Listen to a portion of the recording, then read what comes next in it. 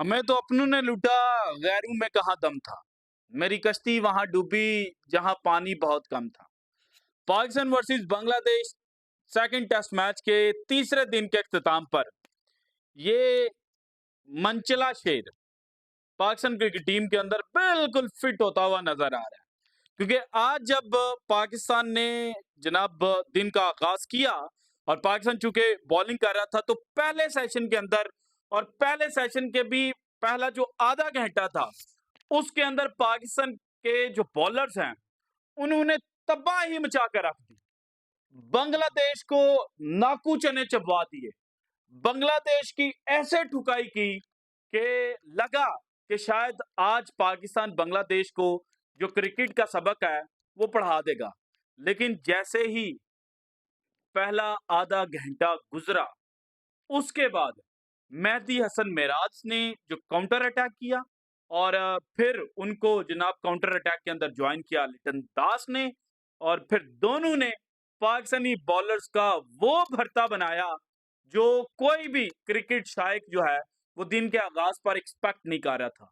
और आज जहां पाकिस्तान के बॉलर्स मीर हमजा और खुरम शहजाद ने फर्स्ट सेशन के अंदर पाकिस्तान की जो टेस्ट क्रिकेट की तारीख थी उसका धारा बदला, तो वहीं पर सेकंड और थर्ड सेशन के अंदर पाकिस्तान ने जनाब शर्मनाक रिकॉर्ड जो है वो भी अपने नाम करवाया। सो ऑल इन ऑल आज तीसरे दिन पर हुआ क्या है और पाकिस्तान के अब ये मैच जीतने के कितने चांसेस हैं, ये डिटेल्स आज की वीडियो में मैंने आपके साथ शेयर करने हैं। इसके अलावा बाबर आजम के खिलाफ साजिश और शान मसूद की अनोखी जिद, इसके ऊपर भी जो डिटेल्स हैं वो मैंने आपके साथ शेयर करनी है। लेकिन सबसे पहले अगर जनाब आज मैच की बात की जाए तो बांग्लादेश के ओपनर्स कल आउट नहीं हुए थे। आज उन्होंने दोबारा बैटिंग का आगाज किया और जब मीर हमजा ओवर करने के लिए आए तो बेहतरीन बॉलिंग उन्होंने की। उसके बाद खुरम शहजाद आए, खुरम शहजाद की बॉल के ऊपर एज लगा, पाकिस्तान ने अपील की लेकिन अंपायर जो थे उन्होंने फिंगर रेस नहीं की और पाकिस्तान ने काफी सोच विचार करने के बाद जनाब जो डिसीजन है उसको रिव्यू के अंदर नहीं भेजा और गेम शुरू होगी। उसके बाद अगला ओवर करने के लिए आया मीर हमजा ने भी जनाब एक अच्छी गेम जो है वो बांग्लादेश के लेफ्ट हैंड बैट्समैन को करवाई और उसके ऊपर वो भी एलबीडब्ल्यू आउट हो चुके थे। पाकिस्तान ने अपील की लेकिन अंपायर ने जनाब डिसीजन जो है वो पाकिस्तान के हक में नहीं दिया और पाकिस्तान ने सोच विचार करने के बाद अगेन जो रिव्यू है वो नहीं लिया और जब जनाब बड़ी स्क्रीन के ऊपर दोबारा से उस गेंद को देखा गया तो ये नजर आ रहा था कि पाकिस्तान जनाब दो जो अपॉर्चुनिटीज है वो मिस कर चुका है।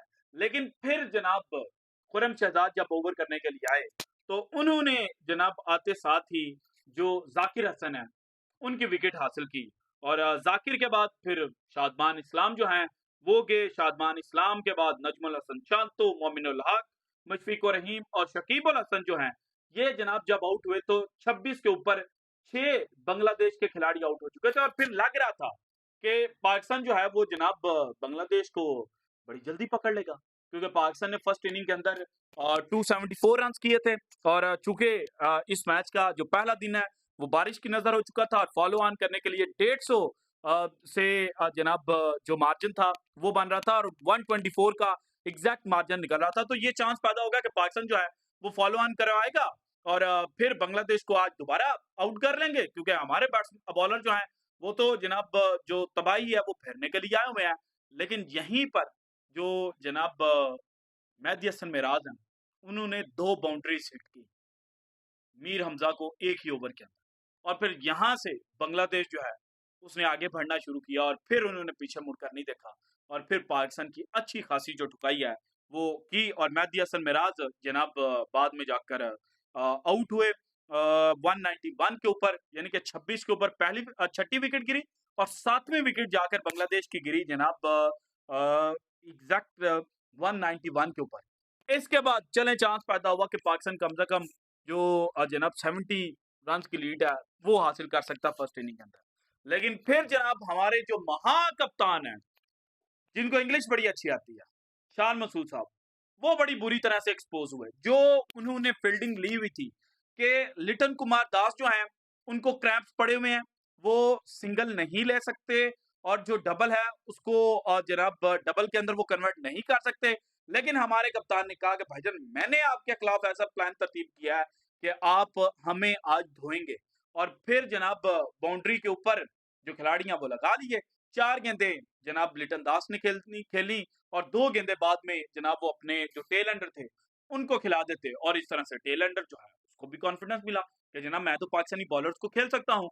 और जो 8th विकेट थी, उसके लिए भी जनाब जो अच्छी खासी पार्टनरशिप है वो सॉरी 9th विकेट तस्कीन के आउट होने के बाद टी के बाद जो सेशन हुआ, उसमें जनाब एक अच्छी खासी लीड जो है वो पार्टनरशिप नामी विकेट के लिए लगी। और फिर जनाब लिटन कुमार दास जब आउट हुए 262 के ऊपर, तो अगले ही गेंद के ऊपर बल्कि उससे अगली गेंद के ऊपर जो जनाब सलमान अली आगा हैं, उन्होंने विकेट हासिल की, नाहीद राना की और 362 के ऊपर बांग्लादेश जो है वो आउट हो गया। पाकिस्तान को जनाब 12 रन का जो लीड है वो फर्स्ट इनिंग की हासिल हुई। पाकिस्तान के बैट्समैन जो हैं वो सेकंड इनिंग में बैटिंग करने के लिए आए और अब्दुल्ला शफीक अगेन जनाब फेल हुए। और लगता ये है कि ये जो आज अब्दुल्ला शफीक फेल हुए हैं, ये इनके करंट सीजन का आखिरी मैच था। और इंग्लैंड के खिलाफ इनको पाकिस्तान टीम का जो हिस्सा है वो नहीं बनाया जाएगा, क्योंकि दोनों मैचेस के अंदर अब्दुल्ला शफीक जो हैं वो फेल हुए हैं। इसके बाद खुरम शहजाद जो हैं वो जनाब आए नाइट वॉचमैन के तौर पर, लेकिन वो भी जनाब आउट हो गए। और खुरम शहजाद के आउट होने के साथ ही जो डे है उसका स्टंप हो गया। पाकिस्तान ने 9 रन स्कोर किए, 2 खिलाड़ी इनके आउट हुए और टोटल 21 रन जनाब सेकंड इनिंग के अंदर पाकिस्तान की जो लीड है वो हो चुकी है। और अब जनाब कल मॉर्निंग का सेशन अगेन की रोल प्ले करेगा। अगर उस सेशन के अंदर पाकिस्तान ने जनाब जिस तरह से आज बांग्लादेश के जो बैट्समैन है उनको तिगनी का नाच नचाया था, और कल पाकिस्तान जनाब साइम अयूब और शान मसूद जो हैं वो फर्स्ट इनिंग की तरह फर्स्ट सेशन के अंदर तबाही फेरते हैं, तो पाकिस्तान ये मैच जो है वो जीतने की पोजीशन में भी आ सकता है, या फिर इस पोजीशन के अंदर आ सकता है कि पाकिस्तान कम से कम ये मैच जो है वो लूज नहीं करेगा।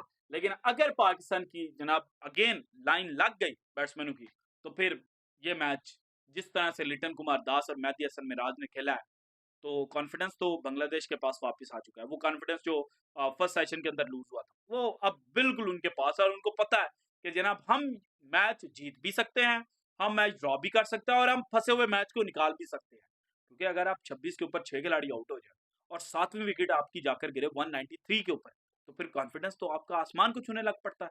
आपका दिल जो है वो बड़ा हो जाता है। सो ये इस वक्त बांग्लादेश का दिल गुर्दा जो है वो बड़ा है, जबकि पाकिस्तान का दिल गुर्दा इस वक्त छोटा है। और पाकिस्तान को अब कल पहले सेशन के अंदर अच्छी बैटिंग करनी पड़ेगी, वरना जनाब लास्ट टेस्ट की तरह ये मैच जो है ये भी पाकिस्तान के हाथ से निकल सकता है। लेकिन अगर जनाब इस मैच के अंदर जो चीजें शो की जा रही थी, जिसमें सबसे पहले तो एक स्टैट शेयर किया गया जिसमें ये बताया गया कि जनाब पाकिस्तान के जो करंट लाइनअप है, मीर हमजा, खुरम शहजाद, मोहम्मद अली, ये पाकिस्तान के लिए सबसे ज्यादा फर्स्ट क्लास मैचेस जो हैं वो इन्होंने खेले हुए हैं। और फिर नसीम शाह की 15 मैचेस शो किए गए और शाहिन अफरीदी के 9 मैचेस है। लेकिन इसी चीज को लेकर फिर डिबेट शुरू हो गई कि जनाब देखें हम नसीम शाह और शाहिन अफरीदी जो हैं उनको पाकिस्तान की फर्स्ट प्लेइंग 11 के अंदर रखते हैं, लेकिन ये डोमेस्टिक को इज्जत नहीं देते। तो भाईजान ये जो खेल रहे हैं लड़के नसीम और शाहिन, ये जब अपने पीक पर थे ना, तो हमारी आँखों के ये तारा थे। हम इनके खिलाफ कोई बात नहीं सुनते थे।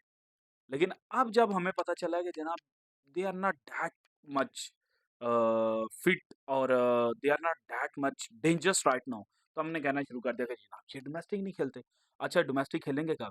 हमारा जो डोमेस्टिक सीज़न जिस वक़्त चल रहा होता है, कभी हम कहीं पे होते हैं, कभी हम कहीं पे होते हैं, कभी हम किसी ज़िम्बाब्वे के खिलाफ सीरीज़ खेल रहे होते हैं और हम जनाब अपने सीनियर्स को ये नहीं कहते कि आप ज़िम्बाब्वे के खिलाफ रेस्ट करें और जनाब जो डोमेस्टिक क्रिकेट है वो खेलें। हम तो उनको अपने साथ लेकर गए होते हैं, क्योंकि हमें पता होता है कि हमारे जो नए लड़के हैं, उन्होंने पहले मैच के अंदर ही फेल हो जाना और सेकंड मैच के अंदर हमें जनाब ना चाहते हुए भी ये जो शाहीन शाह अफरीदी, नसीम शाह और इस जैसे जो तगड़े बॉलर हैं जिनका वर्कलोड हम जनाब सीरीज़ शुरू होने से पहले मैनेज करने की बातें करते हैं, उनको हम सेकंड मैच के अंदर खिला देते हैं। सो ये असल में जनाब फ़र्क है। लेकिन आप कम से कम मीर हमज़ा और खुरम शहजाद ने जिस तरह से बॉलिंग की है नई गेंद के साथ, तो जनाब अब इनको लॉन्गर रन जो है वो मिलना चाहिए और इनकी जो परफ़ॉर्मेंस है वो देखनी चाहिए। इसके अलावा जनाब बाबर आज़म के खिलाफ साज़िश।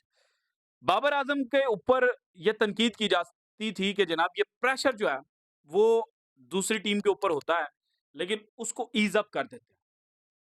लेकिन आज जब मैच के दौरान कुछ स्टैट्स शो किए जा रहे थे, जिनमें ये बताया गया कि पाकिस्तान टीम की जनाब जो बॉलर्स हैं, उनकी जो एवरेज है ना नंबर 6 से लेके नंबर 11 तक बैट्समैन के खिलाफ, ये सबसे बुरी है।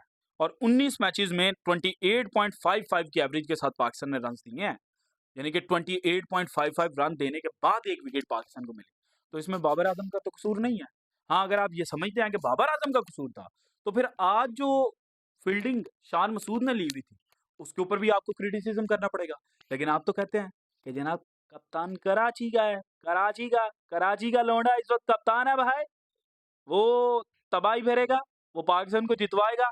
तो कराची के लौंडे ने तो आज प्रेशर जनाब जो बांग्लादेश जैसी टीम के खिलाफ ईज़ अप किया ना जिस तरह से, तो ये कहा जा सकता है कि जनाब यहाँ तो उस वक्त बाबर आजम गलत नहीं था, यहाँ फिर आज शान मसूद भी गलत है।